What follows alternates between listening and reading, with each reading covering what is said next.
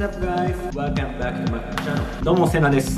今日はですね、常日頃からちょいちょいいただいているお悩み、このお悩み相談を今回僕がしていこうかなって思います。基本 SNS とかでは返信は一切していないので答えられるタイミングがなくてですね、今回この機会にお悩みを募集してそれに対して動画内で答えていこうという企画でございます。それでは早速行ってみましょう。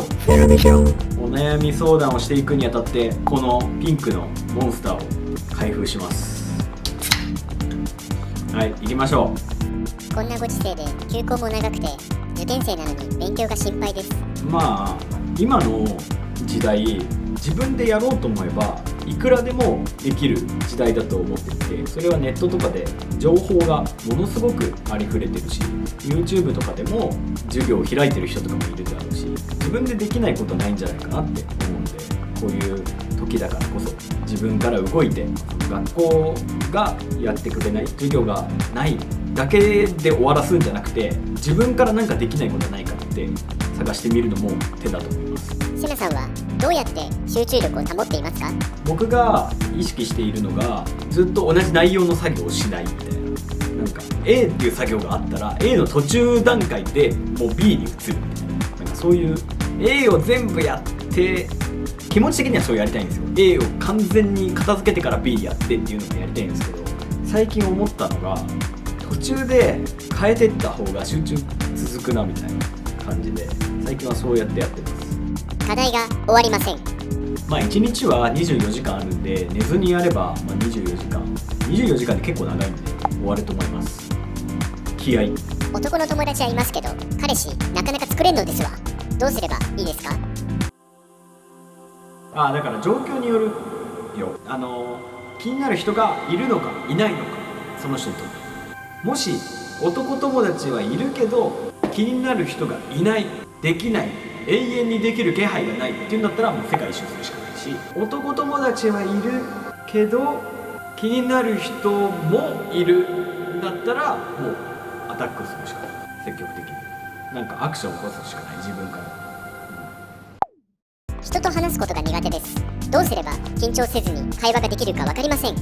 緊張してても話はちゃんとできてるっていう状況だったら多分問題ないと思うんですよ。だから、そういう場合はちゃんと話す内容を決めておくとか、例えば携帯でメモ取っといていざとなったらそれを見るとかでもいいと思うし、もし対応力がないというか話すこと自体がなんかもうそもそも苦手っていう場合は場数を踏むしかない。いろんな人に会って話してみてっていう、最初は話せなかったとしてもだんだん話せるようになってくると思うんで、そこをまずもしその話すことが苦手としている自分に嫌悪感を抱いているのであればそこから逃げちゃいけないと僕は思います。だからなんか最初はうまく話せなかったとしてもその人と話すことをやめないっていうか、毎日1人でも2人でも会話をしてみるとか、そういうところからだんだん慣れてくるのかなって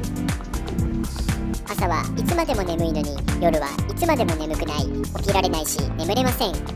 もうそれあれだよね、いつまでも眠いに負けてるわけよ。だからもしその生活を直したいと思ってるのであればもう朝起きるしかない。頑張って朝起きるかそのまま夜寝ないか、どっちか直したいんだったら。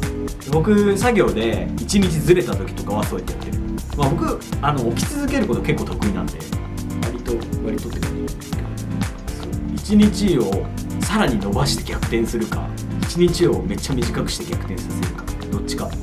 家でご飯を作るレパートリーが増えずに悩んでいます。それはね、日々違うものをチャレンジしないと増えないと思います。いや例えば言葉とかもさ、日々違う言い回しをしようとかそういう風に考えてるからボキャブラリーとか増えていくのであって、ずっと普通に会話してる分には絶対増えないじゃん。そうだからもうレパートリーが増やしたいって思ってるんだったらもう逆に今あるレパートリー禁止して、なんかもう新しいのを作るまで帰れまってみたいなくらいまでやって冒険して殻を破っていかないと絶対増えないと思います。